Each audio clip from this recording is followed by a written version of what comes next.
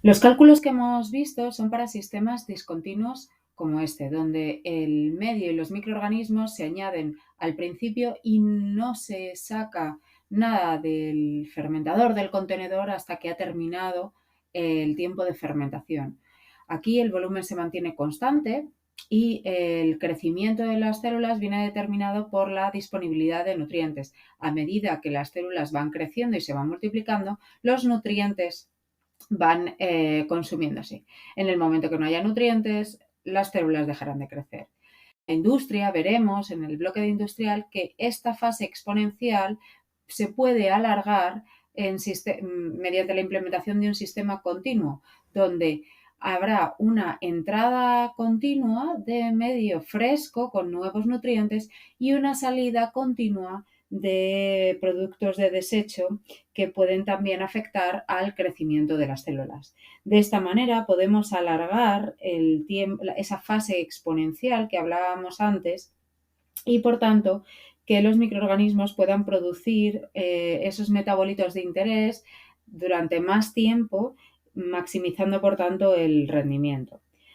Para este tipo de sistemas hay un equilibrio en el cual la velocidad de entrada y la velocidad de salida están equilibradas y, por tanto, el volumen interno es constante.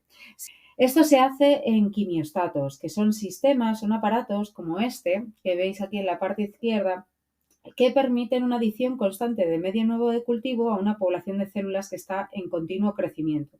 Y a la vez que se está añadiendo ese medio de cultivo, se está eliminando el exceso de volumen, con el fin de mantener este volumen constante dentro del recipiente.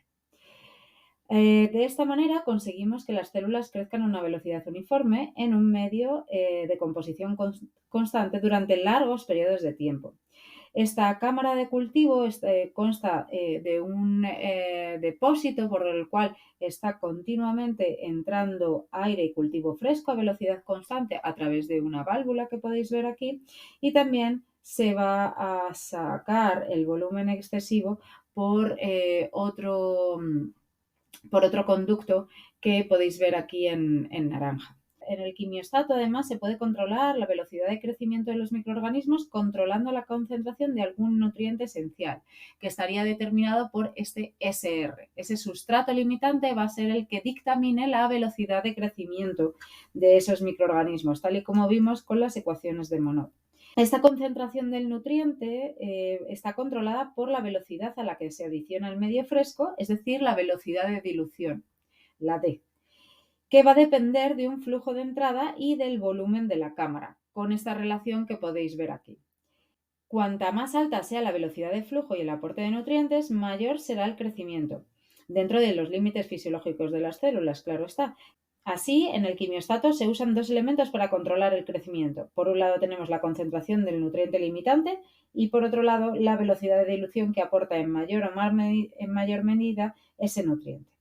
Si el medio fresco entra a velocidad constante, la concentración de células también va a ser constante tras un periodo de ajuste. El mismo número de células nuevas que aparecen por crecimiento compensa las pérdidas de dilución y, por tanto, estaremos en una dinámica de equilibrio. Si la velocidad de dilución es muy baja, una parte importante de la población celular puede morir de hambre por no haber suficiente alimento en el quimiostato.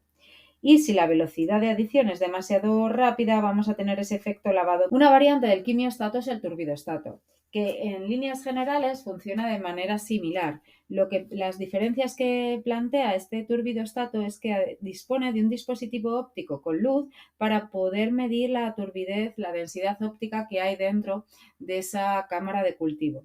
Aquí no hay un nutriente limitante, sino que va a haber exceso de todos los nutrientes y funciona mejor a diferentes velocidades de dilución. Se ajusta la velocidad en función de la densidad óptica que se registre y normalmente se necesitan altas velocidades de dilución para que el sistema óptico de medición detecte apropiadamente esos cambios en densidad óptica y pueda actuar en consecuencia ajustando los nutrientes y las velocidades de entrada y de salida del medio.